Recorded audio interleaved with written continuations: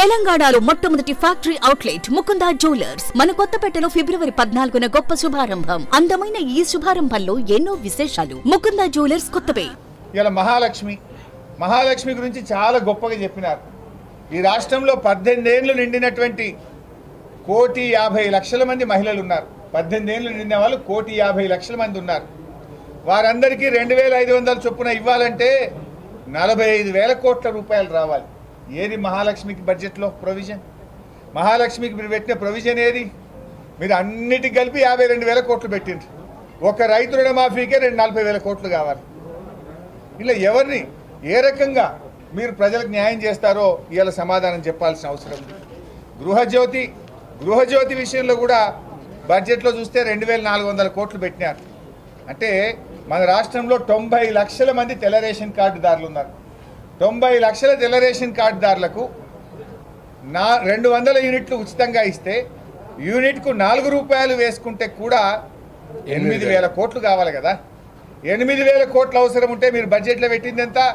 2,400 కోట్లు. అంటే దీన్ని బట్టి కోతలు పెడతారు మీరు.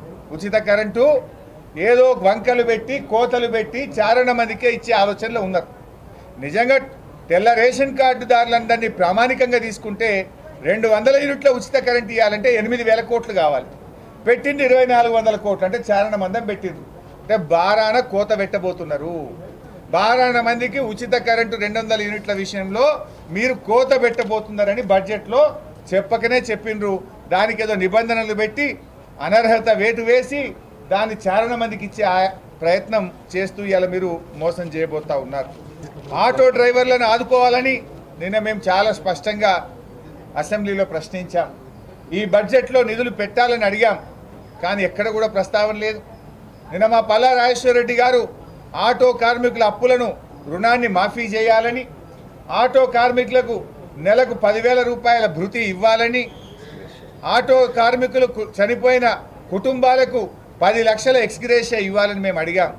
కానీ ఈ ప్రభుత్వానికి ఆటో కార్మికుల విషయంలో కనికరం లేకపోయింది. 21 మంది ఆటో డ్రైవర్లు ఆత్మహత్య చేసుకున్న కనీసం చీమగుట్టినట్టు కూడా ఈ ప్రభుత్వానికి లేదు. ఇప్పటికైనా దీని మీద స్పందించాలని చెప్పి కూడా మేము కోరుతా ఉన్నాం. ఇకపోతే గతంలో మమ్మల్ని అనేక రకాలుగా అప్పులు అప్పులు అప్పులు అని గోబల్స్ ప్రచారం చేశారు. ఇలా బడ్జెట్ బుక్ అసెంబ్లీలో ఇచ్చిన బుక్, గతంలో మేము ఓపెన్ మార్కెట్ బారోయింగ్స్ కింద 40,000 కోట్ల రూపాయల అప్పులు మేము గతంలో పోయిన ఆర్థిక సంవత్సరంలో మేము తెస్తే ఈ సంవత్సరం బడ్జెట్లో వీళ్ళు 59,625 కోట్లు పెట్టారు. అంటే మేము గత సంవత్సరంలో తెచ్చిన అప్పుల కంటే 19,000 కోట్ల రూపాయలు అదనంగా అప్పు తెస్తామని బడ్జెట్లో పెట్టినారు. మరి ఆ రోజేమో అప్పులు అప్పులు అని గోబల్స్ ప్రచారం చేస్తుంది. ఇలా మాకంటే ఎక్కువ అప్పులు తెస్తామని బడ్జెట్లో పొందుపరిస్థితి. ఇలా నేతి బీరకాయలో నెయ్యి ఎంత ఉందో కాంగ్రెస్ మాటల్లో నిజమంతున్నదని అర్థమైతలేదా? నిజంగా అప్పులు తక్కువ చేయాలంటే మేము గతంలో 40,000 తెచ్చినాం, మీరు 20,000 పెట్టనుంట్రీ, 15,000 పెట్టనుంట్రీ, ఇంకా 19,000 కోట్ల అప్పు ఎక్కువ తెస్తామని చెప్పి ఇలా బడ్జెట్లో పొందుపరిచినటువంటి పరిస్థితి.